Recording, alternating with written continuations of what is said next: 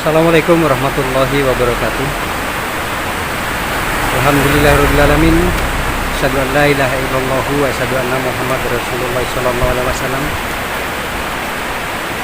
Salam santun untuk para teman, para sahabatku semuanya yang ada di Ewa Kultur. Semoga Allah selalu senantiasa merahmati, selalu senantiasa melimpahkan mahabbahnya kepada para teman, para sahabatku semuanya. Dan semoga sisi kehidupan selalu senantiasa mendapatkan kebahagiaan, ketentraman, kedamaian, wilayah tasibnya Allah selalu senantiasa untuk para teman, para sahabatku sekalian. Di tempat ini saya akan sedikit berbagi tentang antara kecerdasan spiritual dan kecerdasan murni. Antara kecerdasan spiritual, kesadaran murni, dan kecerdasan murni. Allah menyeting manusia sedemikian rupa yang pasti sudah menjadi hak manusia untuk mempertanyakan, kenapa sih saya harus hidup? Lalu apa sih hidup itu? Apa sih tujuan sejati daripada hidup? Yang sering saya sampaikan, tidak ada manusia yang mau dalam hidupnya itu terpuruk. Tidak ada dalam hidupnya manusia itu kepingin di dalam hidupnya selalu senantiasa mengalami polemik, mengalami problem, lalu sampai sakit hati. Impossible manusia seperti itu.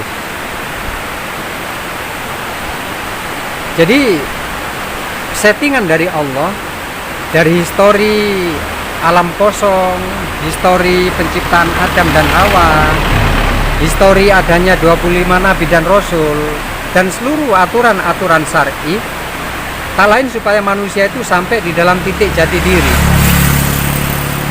Manusia memiliki power, manusia memiliki potensi yang bisa melampaui batas.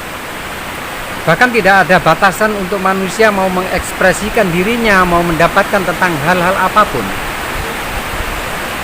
Diri manusia itu sama kayak, ya sama seperti contoh, saya seorang seniman, dan saya selalu senantiasa berkecimpung dengan nilai seni, dengan hal-hal yang notabene oleh orang secara umum, orang awam, itu apa yang saya pegang itu tidak pernah dianggap. Seperti contoh kayu ini, kayu cendana ini tatkala masih merupakan batangan, ini mungkin orang anggap biasa. Tetapi setelah saya ukir, saya bentuk, maka bisa menyuguhkan apa? Menyuguhkan keindahan bagi mata. Jadi hasilnya sangat cantik, pun dengan hidup. Saya selalu senantiasa memberikan motivasi, berbagi tentang motivasi, bagaimana tentang hidup, bagaimana tentang seharusnya kita di dalam kehidupan. Kalau kita mempelajari tentang Al-Quran, mempelajari kitab, kita di pondok pesantren, ilmu-ilmunya sudah merupakan hukum pasti apabila kita mau mempelajari, sungguh-sungguh mempelajari, fokus di dalam mempelajari apa yang disampaikan ulama dan ustadz. Di situ kita akan memahami tentang apa? Tentang pembelajaran ilmu muamalah. Nah, sedangkan kita di sini berbicara tentang kecerdasan murni, kecerdasan spiritual, lalu berbicara tentang banyak hal, banyak tentang filosofi, banyak tentang tamsil, banyak tentang hal. Nah, tak lain semua itu bagaimana? Kalau kita betul-betul menggunakan Allahu ladzi khalaqas samawati wal ardi waqtilafil laili wan nahari layatin ulil albab, maka kita akan sampai di dalam kecerdasan spiritual kita, akan sampai di dalam kecerdasan murni yang sejatinya kita miliki. Diri manusia banyak power, diri manusia banyak potensi. Kalau kita mau menengok ke belakang, bagaimana dengan para ilmuwan, para orang-orang hebat, para kiai salaf, para orang-orang yang hebat di dunia Islam, di dunia sains, di dunia ilmiah. Mereka itu karena mempotensikan dirinya, mengeluarkan tentang dirinya, mengisi kekosongan-kekosongan untuk apa? Untuk disiplin pengetahuan, disiplin pencarian, disiplin kecerdasan masing-masing. Nah kita, bahasa nanti-nanti, siapa sih orang yang tidak mau nanti-nantinya itu masuk surga? Siapa sih orangnya yang nanti-nanti tidak masuk ke surga, dapat pahala, dapat prioritas dari Tuhan? Nah, sedangkan orang-orang yang mempergunakan liulil albabnya ini selalu senantiasa merenung. Surga neraka kita yang menciptakan, pahala surga kita juga yang menciptakan. Seluruh filosofi apapun berwujud di dalam ilmu muamalah, di dalam ilmu harfiahnya. Orang-orang yang selalu senantiasa menggunakan liulil albabnya, yang selalu senantiasa peka, yang selalu senantiasa merenung, yang selalu senantiasa menggunakan akalnya untuk berpikir secara luas dan jauh menurut akidah yang sudah ada, maka kita akan bisa melampaui batasan itu. Seperti contoh numerik atau alfabet. Alfabet digunakan manusia sekian miliar di muka bumi ini, bahkan mulai dari Nabiullah Adam sampai kita sekarang walaupun belum tertulis, itu tidak akan pernah habis. Seperti numerik, berapa miliar manusia menggunakan tentang angka 0 sampai 9. Digunakan segitu banyaknya, begitu banyaknya, tidak akan pernah habis. Intinya, kita memiliki kecerdasan murni di dalam diri kita. Fungsikan, manfaatkan kecerdasan murni itu. Cara memunculkan bagaimana? Bisa kita itu mendeiman abadankan dzikir lisan kita, zikrullah kita, amal ibadah ketaatan kita secara syariat kepada Allah. Atau bisa kita naikkan level kita yang lebih tinggi. Dengan apa? Dengan dzikir kolbi kita. Mungkin kalau tahu tentang ilmunya, dengan apa lagi? Dengan as-sholatu deiman abadan, selalu senantiasa mengoreksi, mengendalikan, mengontrol pikiran, hati, jiwa, tindakan, perbuatan, dan apa yang keluar dari lisan kita. Atau kita bisa bagaimana? Kita selalu senantiasa menyendiri, merenung, tafakur. Atau kita bisa iktikaf. Atau kita bagaimana lagi? Kita punya pengetahuan tentang ilmu pernafasan yang sangat banyak tentang pernafasan. Kita punya meditasi, kita gunakan semua apa yang kita miliki, pasti lambat laun, karena manusia, apapun yang terjadi pada diri manusia, itu semua dari kebiasaan. Kebiasaan apapun yang dilakukan manusia, itu akan menciptakan tentang kepribadiannya, menciptakan tentang psikologisnya, menciptakan apapun tentang manusia itu sendiri. Akan tetapi, kalau kemalasan yang kita biasakan, lalu berpikir tentang hal-hal yang tidak berkualitas, lalu berpikir lagi, ini mohon maaf,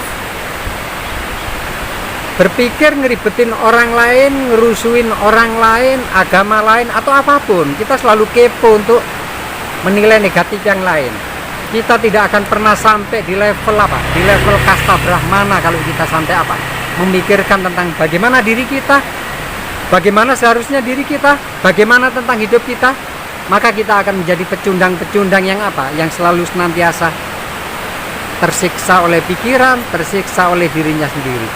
Islam banyak mengajarkan tentang pengetahuan, banyak mengajarkan tentang filosofi, banyak mengajarkan tentang tamsil dan iktibat. Kalau kita tidak mempergunakan semua itu, impossible kita akan sampai di dalam apa yang kita mau.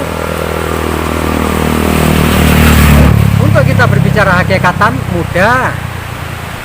Berapa kali orang-orang digulingkan mengaku dirinya nabi, bagaimana orang-orang itu digulingkan mengaku Imam Mahdi, bagaimana orang-orang digulingkan oleh kaum mayoritas karena pengakuannya supaya apa? Mendapatkan pengakuan dari orang lain. Makanya untuk para teman-teman, lisan kita pun sangat pengaruh di dalam kehidupan ini. Cerebrum, pikiran kita yang paling memiliki potensi, yang paling berpengaruh di dalam kehidupan, Itu kalau kita tidak bisa mengendalikan, tidak bisa diam memperhatikan keluar masuknya nafas kita, pikiran kita akan menggerogoti kita untuk berpikir secara negatif terus. Intinya untuk para teman, para sahabatku yang ada di Ewa Kultur, semoga para teman-teman bisa mengaplikasikan setiap sisi segmen tentang pengetahuan, tentang ketelitian, tentang kekritisan, tentang kepekaan. Saya sering menyampaikan, hidup tidak pernah main-main sayang. Sama halnya setelah kita masuk ke liang lahat, setelah kita ditutupi oleh papan, ditutup oleh tanah, di sana kita tidak main-main loh sayang. Apabila kita di dalam alam kebiasaan ini kita selalu tidak tenang, selalu senantiasa kacau pikiran kita, selalu panik, jangan diharap di bawah papan yang ditutup tanah dikasih tanda 2 batu nisan, jangan pernah harap kita di situ akan mendapatkan ketenangan. Senyampang kita masih bernafas, senyampang kita mungkin masih bisa menikmati ilmu, pengetahuan, motivasi di YouTube atau mungkin di majelis, gunakan kesempatan itu para teman, para sahabat. Kita tidak tahu loh sayang, besok kita masih hidup atau enggak. Besok kita masih bisa melihat matahari apa enggak. Semua kita yang menentukan. Surga neraka kita yang menentukan. Apa penentunya? Kualitas, cara-cara berpikir, cara-cara bagaimana dengan hati dan jiwa kita, cara-cara apa yang keluar dari lisan kita. Syariat sudah mengatur manusia. Layaknya manusia di jalan raya, naik kendaraan sepeda motor, aturan syariat memberikan apa? Memberikan aturan untuk menggunakan helm. Dan apabila itu dilanggar, apabila kepala berbenturan dengan aspal, maka kita pasti akan tahu tentang jawabannya. Aturan syariat, aturan dari Rasulullah, aturan dari Allah sendiri, tak lain untuk apa? Untuk kebaikan, kemaslahatan, keselamatan manusia itu sendiri. Kita mau selamat atau enggak, kita penentunya sayang. Al-Quran sudah sangat jelas. Rasulullah memberikan ilmu-ilmu muamalahnya sangat jelas. Untuk ilmu muamalah dan ilmu mukasafahnya, yakni ilmu yang sangat berpasangan, apabila kedua ilmu ini, kecerdasan murni kita akan mendapatkannya. Lalu kecerdasan spiritual yang kita latih, kita akan mendapatkan tentang kecerdasan spiritual itu sendiri. Lalu tentang kesadaran murni itu pasti kita dapatkan. Hidup kita yang mengatur kita sayang. Kita mau jadi pecundang atau menjadi orang-orang hebat, kita yang menentukan. Tentukan ke arah mana kita akan menentukan tentang hidup ini. Tentukan ke arah mana kita pulang setelah masuk ke alam apa? Alam kubur. Untuk para teman, para sahabatku, di dalam diam, di dalam keheningan, saya selalu senantiasa mengaturkan doa semoga para teman, para sahabatku dijabah oleh Allah, selalu senantiasa diberikan anugerah-anugerah yang cantik, selalu senantiasa diberikan rahmat dan dipayungi oleh Maha Allah. Semoga hidup para teman-temanku selalu senantiasa nikmat dan selalu senantiasa menjadi orang baik dan selalu senantiasa menebar baik. Saya Ewa Kultur. Apabila ada khilaf dan salah, saya mohon maaf. Saya akhiri, wabillahi taufik wal hidayah. Wassalamualaikum warahmatullahi wabarakatuh.